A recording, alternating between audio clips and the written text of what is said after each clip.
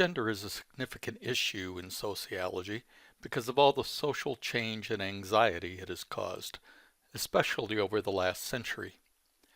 There are sociologists who spend their careers studying the origins and effects of gender. In this presentation, we will look at the meaning of gender, how gender is established, and how it affects all of us. First of all, it is important to distinguish between the terms sex and gender. While they are obviously related, neither are they the same. Sex refers to a person's biological designation, as determined by chromosomes or physical structures. Generally, people are either male or female, although that is not always the case.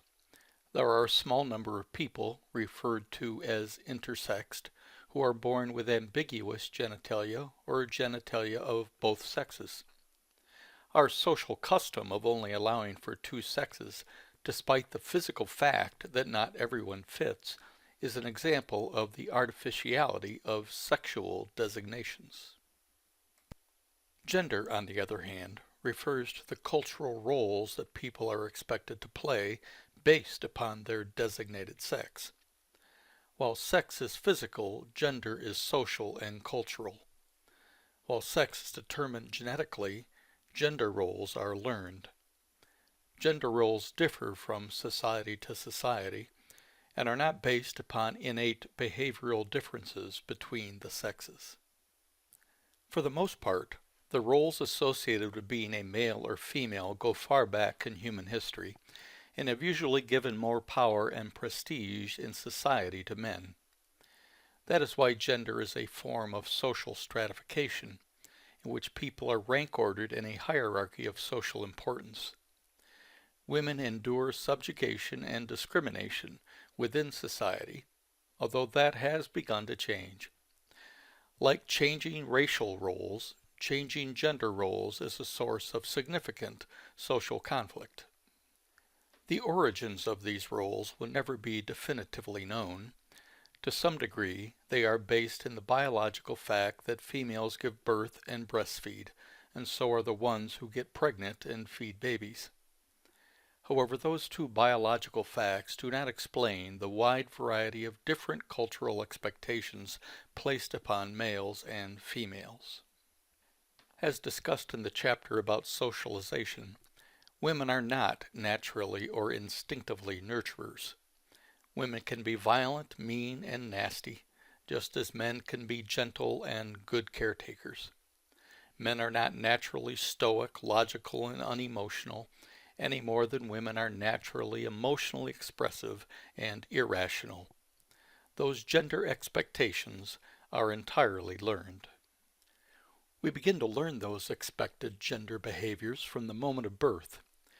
People want to know the sex of the baby even before it is born, so they know how to treat the infant. Girls are handled more carefully than boys. Girls are dressed differently than boys. Girls are trained to perform different tasks than boys. There are always exceptions, but for the most part, that's how all of us were raised. Children start to learn their roles by emulating their parents. If you pay attention to your own behaviors and mannerisms, you will undoubtedly find ways that you act and relate like your father or mother, depending upon your sex. Imitating our parents is how we begin to fit in and be socially normal. People who do not fill expected roles based upon their sex are regarded and treated as deviant. A boy who brought a doll to school, for example, would be harassed by other boys and maybe even teachers. A girl who walked around showing her underpants would be reprimanded for unladylike behavior. These social pressures increase as we age.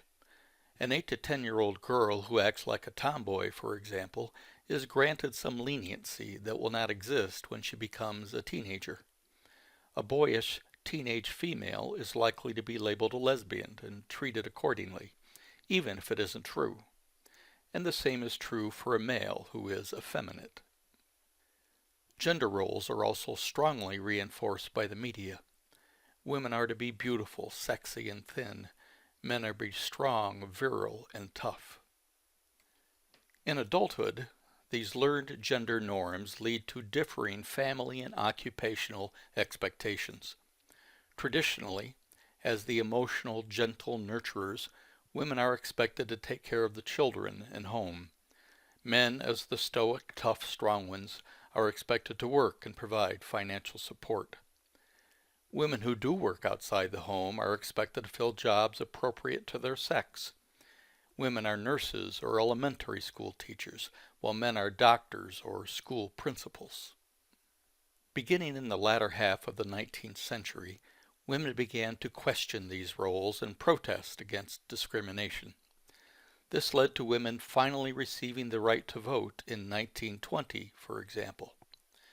Later, in the 1960s, feminism fully emerged as a social force, and many changes began to occur, which have also caused a great deal of turmoil. Today, despite the changes, women remain a subordinated group with less power than men and subject to discrimination. Women who work outside the home still tend to fill jobs with less prestige and pay than men. 94% of registered nurses are women, but only 30% of physicians. Women make up 82% of elementary school teachers, but only 28% of full professors at the nation's universities. By contrast, only 2% of kindergarten teachers are men. Women today make up 47% of the total labor force in the U.S., but a much smaller percentage of corporate chief executives. Women make up a little more than 50% of the voting population, but are very underrepresented at all levels of political power. Women make up about 15% of people in the military, although that may increase now that women are allowed in combat roles.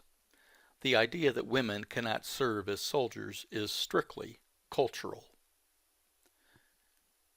The Romans discovered that Celtic women were vicious warriors, often stronger and more skilled than the men. And, of course, there still exists a pronounced double standard in terms of sexual behavior. A man who has sexed with many women is admired. A woman who has sex with many men is a slut. A woman is told to keep her legs together. A man isn't told to keep his pants zipped. Most sadly, this gender power imbalance is what underlies the fact that most victims of domestic violence and sexual assault are women attacked by men. A good deal of change has occurred, but much more is needed before true equity between the sexes is reached. And the changes have brought other issues into the open, such as the discrimination experienced by transgendered and intersexed people. What do you think of gender roles? What do you think of the changes? What do you hope for the future?